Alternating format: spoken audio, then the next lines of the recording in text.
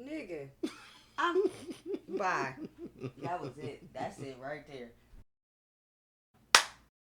It's the X's and O's podcast back with another episode where we don't claim to be experts, but feel like we got a little bit of experience with this thing called life. It's your boy Jeremy. I'm Janae, and we're back. We're about to get straight into today's foreplay. Again, foreplay is 4 minutes of four different topics that we just quickly go over and quickly give our little opinion on. Um, I guess first things first. They've been since nobody's been really having coverage over it like that. I feel the need to kind of speak on the Brett Farve situation and how he took 73, 77 million from Mississippi, uh, the poorest of Mississippi, for his daughter's stadium, I believe. Well, it wasn't him alone taking seven. It's just It's the organization. The whole lawsuit is The 77. yeah. And the controversy about it is how Mike Vick and everybody else coverage got so much media coverage on their scandals. Winston taking freaking shrimp from the goddamn gone, but we didn't really have too much coverage on the Brett Favre situation that I've seen. What are you thinking? I mean, I haven't heard much about it. I had to do research Yeah. today just to Yeah. get clarification. Um, Honestly though, when you have, I mean, they just canceled his two shows with his X Sirius XM weekly NFL show and then the ESPN Milwaukee was like, so they just in the past week. So while this has been ongoing, he's still been able to be on podcasts. Yeah.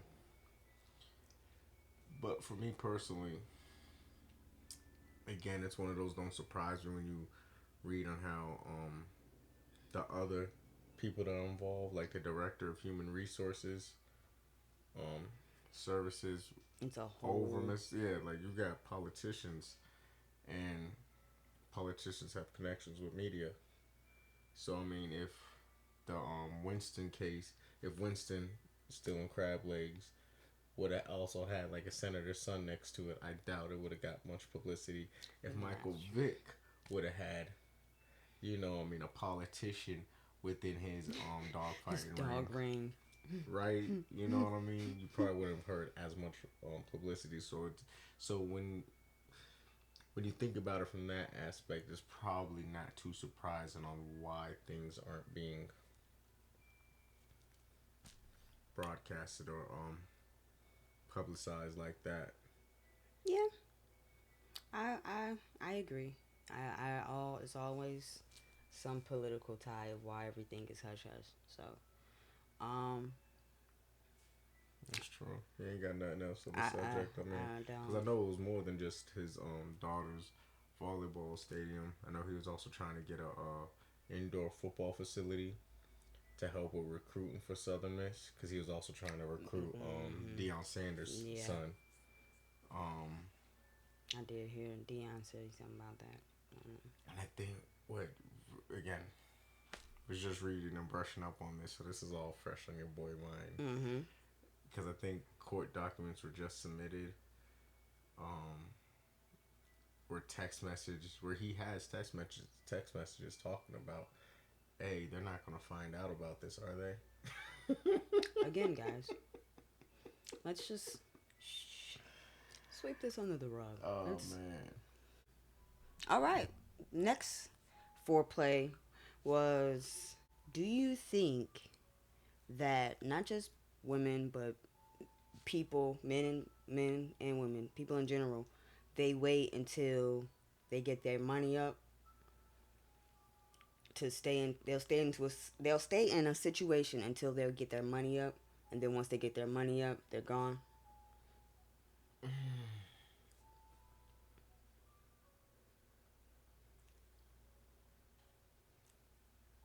Yes. No.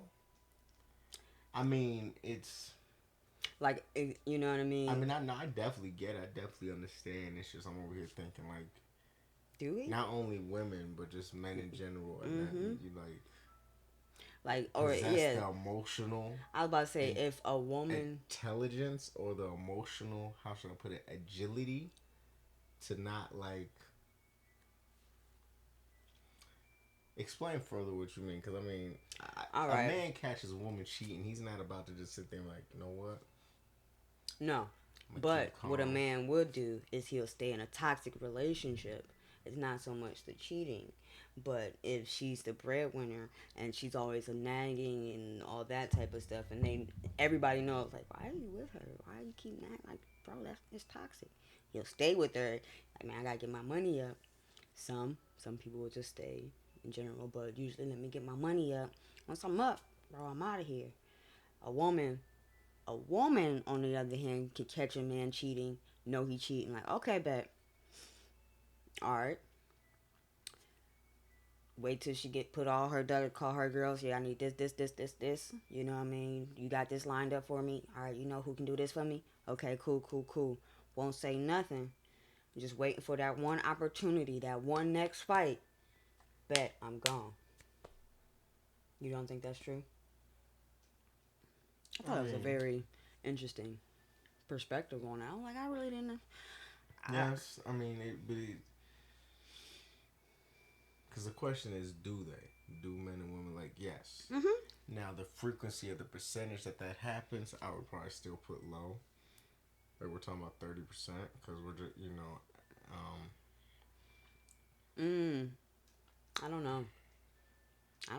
If they're married. I'm speaking from a man's perspective. I guess from a woman's perspective, y'all stay with I was about to say, dude, it'll be another subject later on in the podcast, but we had the conversation on women settling for such certain things in relationships over men settling for certain things in relationships. So, yeah, I mean, but I think we're getting better, though. I think the times have changed, and now it's like, yeah, no, fuck that. But it wasn't always, and not all women are like that. But you were speaking more on the cheating aspect, weren't you? Yeah, just in general, like you see. So that's where it's like, again, I just look at human beings being such emotional creatures as we are, that the emotional intelligence and agility that one needs to possess to keep it under wraps till things get lined up, that's rare. Again, I still put that in like the 30 percentile. More so 25% women. Yeah. I'm about to say, y'all, the emotional imbalance with that. We'll go cheat that night. Yeah. We'll go do some stupid shit that night. And get kicked out. That's it. We'll say some shit that night. Yeah. And so, yeah, women usually wait if it's his house. They would, yeah. Women usually wait. If it's his. They do. They go cry in silence. Type shit. Right. We have temper tantrums. You know. Call like it is. Yeah. That's it. Last foreplay. I thought the subject was very interesting. If a woman's submission is based on a man's leadership, then what is his ability to lead based on? Trip? His ability to submit. I think we've already established that tone in this conversation. I think in order to be an effective leader, you need to know when to move out the way. Oh, that's good. I like because, and it's not to refute what anybody else is saying, but I don't think it's always the man who has the vision in a relationship, and I don't think it's always him that's supposed to. If, let's say, my lady is a lawyer, she pulling in $150 a year, the vision is clear. We're gonna need a few more years of what you got going on before we start talking about who I'm supposed to be and what I got going on. And if I need to lead by moving out of her way so she can accomplish some things to better us, then I need to be strong enough to do that. So I think a lot of men lead from an egotistical place where it's about what I want, not about what we need.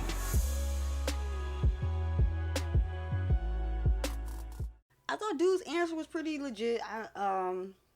I guess he, it was a little point that was made, but he said it's basically based off of a man's ability to submit. Um, his ability to understand that if a woman has a certain strength that he doesn't have, then you know what I'm saying. She should be. Not all men. His words is not all men are equipped to lead, or not all men are possessed to lead. And I do agree with like not them. It's not exactly what he said. It But is. yeah, that's what he was trying to allude He was trying, to. but But what he said into more depth. If your girl, for instance, he put an example. If your girl's a lawyer, and she's making $150,000 a year, the vision is clear. He said, like it's no, you know what I mean. She's a lawyer. It's my I. He said he'll wait a few years, and then he'll, bring to what his ideas or whatever it is. And I don't think that's necessarily a good way to go about it either. Not the best of examples. But Because what does your occupation or financial situation have to do with a vision? Absolutely nothing. There are plenty of lawyers running in circles. Plenty of people making six figures running in circles with no type of leadership ability. Now, I agree with him 100% in the regard that like not all men are meant to lead, but I also look at it like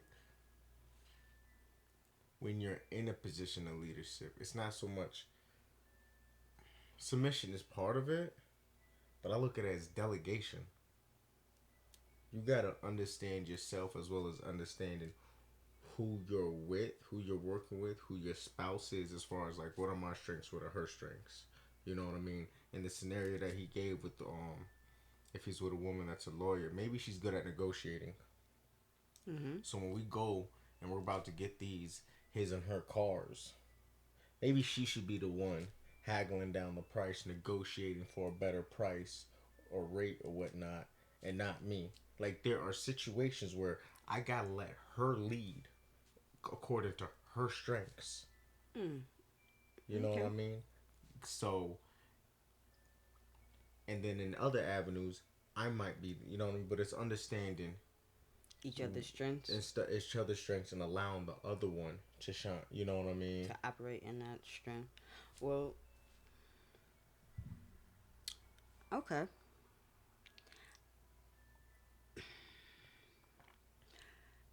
I always, just a little disclaimer, I always have to nitpick at his answers he gives. So this is one of those moments where I'm about to. Um, but what if both of y'all have the same strength? For instance, you're a talker, she's a talker. Y'all just gonna talk over each other? And both of us have the same strength. Yeah. You know, we can have the same strength, but how it manifests to degree or where it's like, yo, okay, we could both be talkers doesn't mean we're both negotiators. Okay. Like I could be a negotiator, she could be more the talker where it's like friendly small talk. There are different levels of talking. There are different forms of the way that skill set manifests. Mm-hmm. You know what I mean? Again, like old buddy said, alluded to, I was speaking more from the standpoint of being from a leadership position. Mm-hmm. Again, like he said, not all men are leaders. Mm-hmm. So it really goes to, because I think there's a lot, especially in a relationship, that contributes to leadership, as far as mental stability, emotional stability, spiritual stability. Like I think those are like more important than your financial stability. Yeah, but You know? you also know that a lot of men base their leadership off of financial, and that alone blocks a lot of everything else. Well, I think that's a lot of the misconceptions of manhood and the way households are set up. Mm-hmm. So I mean, I think that's a different subject. Hey, All right. That's his opinion, guys. That's how he feels about it. I'm not going to give mine because it's a man's perspective and it's a man's supposed to be answering. So we're gonna go to our main topic for the day. I don't know how many people saw Kanye West's ABC interview. I thought it was pretty dope, honestly. I don't think it was anything in there that wasn't very valid in ways. Um, Starting off with his Adidas and Gap deal.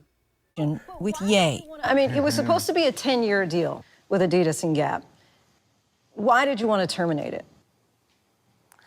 You know, it's those nuances where people act like they your daddy or something. They purposely didn't open the stores that they were supposed to. How am I born in Atlanta and it's not a store in Atlanta? How am I raised in Chicago and it's not a store in Chicago? That means that I was there for some specific agenda, not for Yeezy Gap to be everything that it could be, or this dream that I had about what the Gap could be. But it's time for me to make my own thing, you know. Of course, everybody knows by now. It's been, they're no longer working together. And his words was basically that he felt like they didn't hold up their end of the bargain. Moral of the story. They didn't hold up the end of the bargain. They wanted to control everything. He didn't get a store in Atlanta. He didn't get a store in Chicago. And those are both his cities, pretty much. And as he would say, more so, I think Chicago more than anything. But anyway. And he felt like he was brought in for a different agenda that he didn't quite sign up for, was what he said. How do you feel on that perspective? No, I mean, I agree with him as far as, like, to terminate in regards to, because, again, I think me and you were having this conversation today or yesterday about business relationships, or marriage has been turned into a business relationship, as far as it's a contractual agreement. But in that regard, when you're working with a business partner, there are certain things we come in agreeing upon. And it's no different than, like, with your spouse. If you agreed for the relationship to be like this, you know what I mean? And a year into it, it's not like that. Don't you have a right to the divorce? Yeah. It's the same thing. Like, yo, you ain't upholding your end of the bargain. Yeah. Because it's no, like, okay, let's take it to a different level. Employee and employer. Which I've gotten on, like, why is it fine when the employee leaves the company, but when the company terminates, it's termination. One quits, the other one's terminating. And so, I mean, at the end of the day, but are we trying to sit there and say businesses, employers, always live up to their end of the bargain? If so, why would the employee leave? Obviously, there's something there. He's not quitting. You didn't live up to your end of the bargain. Yeah. Deuces. I'm gonna terminate this agreement. So again, I mean, I'm with him, especially like he used the terminology. What they were trying to act like daddy, like Yeah, he said daddy. He put the daddy into that. Okay. Oh man. Another one of the subjects he was talking about, of course, on mental health and how he felt that the whole Bipolar. You know what? I think that this idea, this concept of mental health being this big subject is straight up media propaganda to diminish people that are not coloring inside the lines. Kind of idea of people saying like, hey, we want to talk about your mental health. And it's like, almost like if a white person said to a black person, hey, we want to talk about your blackness. I get it. Like, wait, what? It was really in defense of the mental health conversation. It's like, well, if I'm so what you say I am, why did I end up with this? Maybe I was right. Maybe I'm actually right about these things, and you didn't want anyone to know I was right, so you said, don't listen to him, he's this. But then you go back and play everything I ever said in slow motion, whether I said it really high or whether I said it really low, and it's like, oh, that's actually true. And there's so many examples throughout history where people were misunderstood in their time. Mental health issue on him, and the narrative that's been thrown on him is just media propaganda, trying to, diminish people's character and voices that may color outside the lines, as he would say. One of the things that he said on that part was, if he's so crazy, how come he made $1 billion? Can't be that crazy and be a billionaire. It's not many of those. So somewhere along the line, it kind of was right, and he kind of did get it right. So it's like, touche on that point. What do you?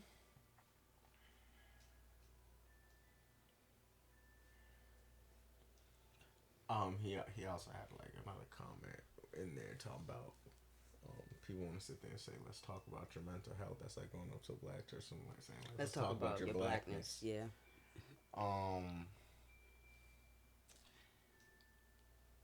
Because mental health is such a tricky subject to a degree, but I also feel like it's very important. Clearly, something we speak about a lot, maintaining our mental health and well-being.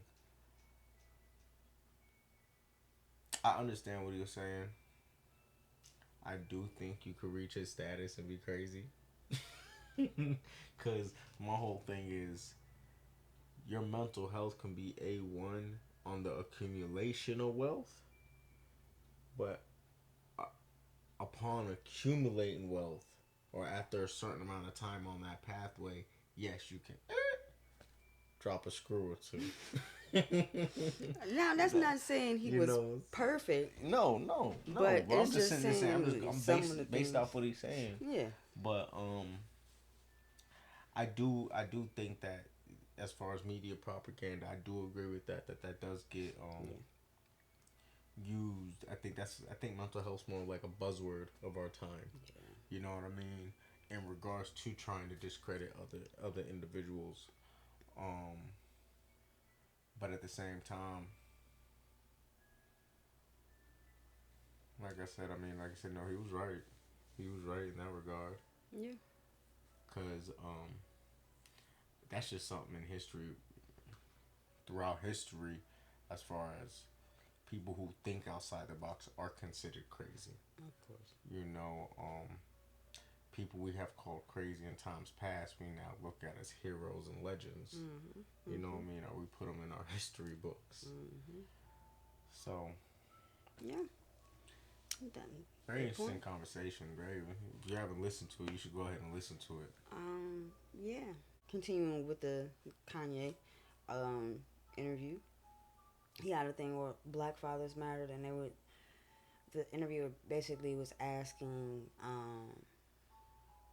Oh, I have a voice, and I don't agree with certain things as a dad and as a Christian. I have a right to have a voice on what my kids are wearing, what they're watching, what they're eating, and I believe I have a platform where I get to say what so many dads can't say out loud. There's so many situations, nuances where there was a parallel to what was happening at Gap, what was happening at Adidas, and what was happening in my home. It was all a kind of a disregard for the voice of something that I co-created. The parallel does touch on discrimination. Even within your marriage? Obviously, it's a parallel. What marriage, exactly? The former marriage, right. Yeah. I want my kids to go to Donda, and I have to fight for a say-so, because they're just programmed. It's just like, hey, all the kids are going to Sierra Canyon. No, I'm their dad. Like, it has to be co-parenting. It's not up to only the woman. Like, men have a choice. Men's voices matter. Yeah. It was right after his termination with the conversation with the termination with the Adidas and Gap deal, and he was asking, well, did you feel that same way in your marriage? And that, you know what I mean? Did you feel like you didn't have a voice or a say so with your kids and whatever? Because he wanted he wants the kids to go to Donda, um, and he said, yeah, like he wasn't okay with it, and he had to do what he had to do to voice his opinion to make his point. And he I didn't really get the point where he was saying, like, well, I get it. It was like, was he apologizing for how he did it when he was saying, yes, I do have to make sure that her mental is okay as well as my mental to raise these babies. um I wasn't sure about that part. Um, but honestly, yeah, of course, I believe that was a good segment because black dads do matter. And he also commented on how his dad was like not even in the documentary, the Netflix documentary. And I said the same thing. I made that comment like, dude, his dad came in at the end, and you didn't even really see his dad. It was just you got to see him on barely on the phone. I'm like, well, gosh, you had all of his mom. Um, so yeah, it was very interesting perspective on that end. What did you? As a father myself, I agree wholeheartedly. Mm-hmm. I do think, and see, this is where the media propaganda comes involved, because I think regardless, like, fathers, but especially black fathers, get a bad rap. Mm-hmm. Because Mm-hmm. statistically, we are more involved than what the They don't like media them to might yeah, let you lead believe. on to believe. And that's something anyone who knows me, she can vouch. That is, fatherhood is number one priority, Mm-hmm. even Mm-hmm. before being a father.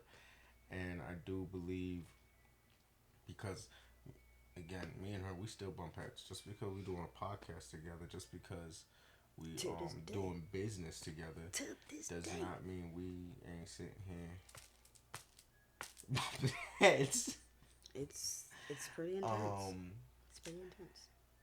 but even in the realm, but I know it's one of those that so often, because we're the byproducts of our parents not being able to get along, Mm-hmm. and that's one of the major reasons why we didn't want our daughter to have to go through that, regardless if we're together or not. Janai should have both parents involved, but not only that, if they're involved, it shouldn't be a shouting match. We're both grown. We should be able to. What was that, man? I'm about to shout right now, though. I know that for sure. See, that's why that was. That's exactly why. Nah, but His normal voice is a shouting match. What are you talking about? the difference why you don't see my mic on the screen and hers is right. Anyways,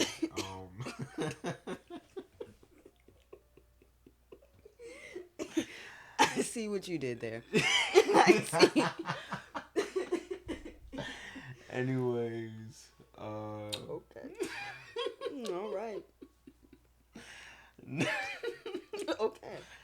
oh man, no, but I do believe that too often those who didn't grow up with their father being an integral part in their life don't understand how to allow a father to be a father, or how to involve a father, because you're so used to just seeing the woman Yes. or the mother handle everything. So it's like, that's actually a recent conversation me and her had. Like, yo, and I would like to feel more involved. Yes. and being that I, you know, like he said, come from the independent, with a independent family and mom, grandma, great grandma, all women. Um, it's hard. He's right to see. I don't know what it looks like, but I always knew that I'm not ever going to keep, you know, him away from his child. That's never been, even though he may have thought it, but that was never going to happen. That's not my choice. That's not my place. You know what I mean? To make that for him. If he wanted to make that decision, that was on him. And I knew that he's not the type to ever do that. So I'm not going to hinder or prevent any, you know, access or anything to her in that manner. But as he was alluded to, it's more than access. Because I know she has never prevented the access. But like he was alluded to, the decision making. Decision making, yes. You know what I mean? Absolutely, like, yeah. He wants to be involved in decision making, and that's true. something that, like me, like I said, we've had yes. conversations about like, yo, I want to be involved in it, like, yes. instead of you just making decisions, yes. like, yo, fatherhood is more than showing up. Absolutely. You know what I mean? And rightfully so. Rightfully so. It should be both of our decisions on the child's. You know what I'm saying? Rightfully so. Yeah. But again, it's one of those. Hey, it's growing pains. It is what Absolutely. It is. As long as we don't both know parties, as long as both parties are committed and have the children's best interests at heart, you know what I mean. You'll get there eventually. But like I know, me and you had that conversation when we were together. I remember the whole like you've never seen your mother be a wife. Like I've never seen anyone be a husband. So it's like when you don't have those examples, there's gonna be those growing pains. We can't expect to just get it right off rep. You know what I mean? So it's the same. What you twisting your face up like that? Just the thought of us being together, and we got you with the same face like that. I'm sorry. You know what? Let's be honest. All right. Now, Ye is. Can you finish that sentence? Tired of doing the interview. All right. Right now, Ye is finished with the interview. All right.